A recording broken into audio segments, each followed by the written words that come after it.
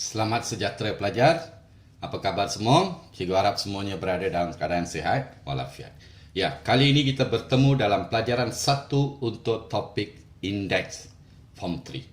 Tanpa membuang masa, mari kita lihat kepada konsep asas dalam topik ini. Ini dia pelajar. Hukum indeks, Law of Indices. Yang pertama pelajar ingat, cikgu ringkaskan begini. Asas sama, base are the same. So, when asas adalah sama, base are the same, untuk darab for times, apa kita buat? We plus the index kita, tambahkan indeks. Dan kalau asas sama, untuk bahagi, apa kita buat? Kita tolak, minus indeks. Satu lagi ingatkan pelajar, apabila ada kurungan, kurungan berarti indeksnya kita darab. Indeks kita times. Okey, itu yang pertama untuk asas sama. Sekarang, apabila indeks adalah sama pelajar. Ingat konsep ini pula. Bila indeks adalah sama, we take out the index. Keluarkan indeks itu. Kalau asasnya darab, kita darabkan asasnya. Serupa, kalau bahagi, indeks sama, we take out the index. Keluarkan indeks itu. Kalau hubungan bahagi, we just divide the base. Bahagikan asas. Okey, yang berikutnya pelajar adalah untuk indeks sifar. Boleh faham? Indeks sifar iaitu sebarang satu asas yang mempunyai indeks sifar. Memberi nilai berapa? 1. Ringkasan dia. Yang berikutnya adalah sama dengan negative indices. Indeks negatif pelajar. Iaitu apabila you tengok saja ada indeks negatif, turunkan ke bawah. Sebagai dalam pecahan, jadikan dia sebagai indeks positif. Bring it down. Okay, make it to index positive. Okay, kalau asas dia, the base is in fractional form, berada dalam bentuk pecahan, apa kita buat? Untuk jadikan negative index kepada positive index, kita songsangkan, just songsangkan asas dia, just inverse the base. Okay, yang berikutnya ini untuk konsep pemahaman dalam bentuk punca in root form. Apabila ada indeks pecahan, fractional index there, apa kita buat? Kita letakkan tanda punca, asasnya letakkan, yang di atas masuk ke dalam, yang di bawah berada di luar. Ini adalah konsep dia. Dan ini cikgu akan terangkan nanti, ini adalah untuk penyelesaian persamaan, iaitu kita guna konsep yang serupa dengan konsep pecahan. Pecahan, bawa ke kanan, songsangkan. Boleh faham pelajar? Boleh? Sedikit? Okey, tak perlu elaborate lebih banyak. Kita cuba soalan dan fahamkan konsep. Tengok soalan di sana pelajar. Yang pertama sekali. Permudahkan setiap yang berikut. Simplify each of the following. Semuanya menggunakan konsep di sini, iaitu darab dan bahagi untuk asas yang sama. Mula-mula pelajar, what we do? Kita susun dulu sebutan M. This is M to the power of 4. Kemudian ini dia sebutan M, sebutan M, sebutan M. Kemudian darab dengan M. Always remember pelajar, M bererti M to the power of 1. Okey, kemudian bahagikan dengan M kuasa 2. Okey, M sudah tersusun. Now, we go for N terms. Ini dia pelajar. Darabkan N kuasa 2. Darab lagi N kuasa 5. Yang ini bahagi N kuasa 3. That's all pelajar. Mana ada masalah di sini? Sekarang, asas semuanya ini adalah asas M. Keluarkan. Take out the base M. Sekarang, nombor mula-mula, indeks mula-mula positif 4 times min plus. Yang berikut 1 bahagi min minus. Yang berikut adalah 2. So, darab lagi. Asas dia adalah N. Take out N. Mula-mula sekali kuasa 2. Kalau darab, tambahkan indeks berikut.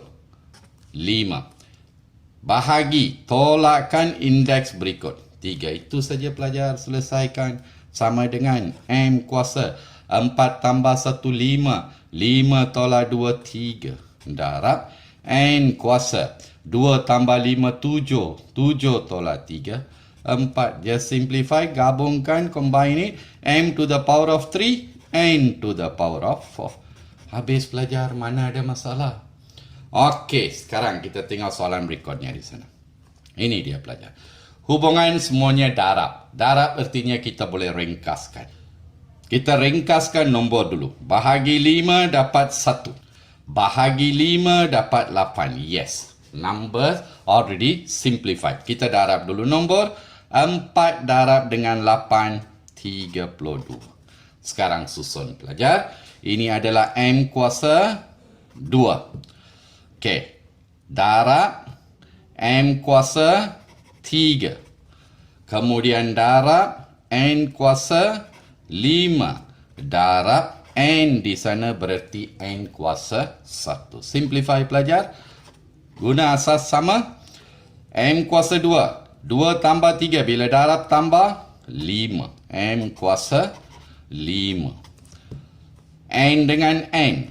N kuasa 5 tambah 1. Di sana adalah sama dengan 6. That's all pelajar. Mana ada masalah? Boleh faham? Iya, itu dia pelajar. Ya, soalan C di sana pelajar.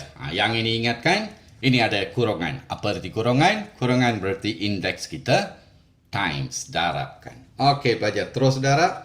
Yang ini 2 kuasa, 5 darab 6, 30.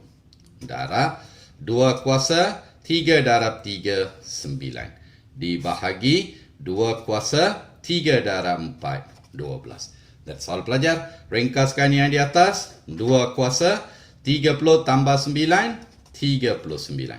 Dibahagikan 2 kuasa, 12. Boleh faham pelajar? Ya, sama dengan 2 kuasa. Bahagi berarti indeks V minus. So 2 kuasa 39 tolak dengan 12 sama dengan 2 kuasa 27. That's all pelajar. Boleh faham? Okey. Satu dalam nombor, satu dalam sebutan X. Serupa pelajar. Bila ada konsep bahagi ini, tukar kepada bentuk pecahan. Lebih senang untuk anda lihat. Okey, sekarang selesaikan ini. Ini sebenarnya adalah saya susun semula X kuasa 4 darab 5, 20. Darab X kuasa indeks V times 10. Divide by, kita tukar begini, X kuasa 3 darab 8, 24. Habis pelajar, mana ada masalah. Sekarang selesaikan di atas. Darab min tambah X kuasa 20 tambah 10, 30. Divide by X to the power of 24. Itu sahaja. Now divide min indeks V minus. So di atas 30, 24, bawa ke atas, tolak 24. So ini adalah bersamaan dengan X kuasa 6. Itu saja pelajar. Boleh faham? Okay, we'll go for one more question di sana pelajar. Tengok. Melibatkan nombor dan juga indeks. Okay pelajar, susun. Bila ada bahagi, letakkan sebagai numerator, denominator untuk satu pecahan. Okay? Okay, tulis semula. Susun pelajar. Yang ini 40x to the power of 9. Bila bahagi, letak di bawah 15x kuasa 3. Bila darab, letak di atas 27x to the power of 4. Okey pelajar, sekarang mula-mula sekali what we do, we simplify the number. Okey, ringkaskan nombor dulu. Semuanya berada dalam hubungan darab dan bahagi. Bahagi 5 dapat 3. Bahagi 5, 40 bahagi 5 dapat 8. Bahagi 3 dapat 1. Bahagi 3 dapat 9. That's all pelajar. Nombor sudah selesai.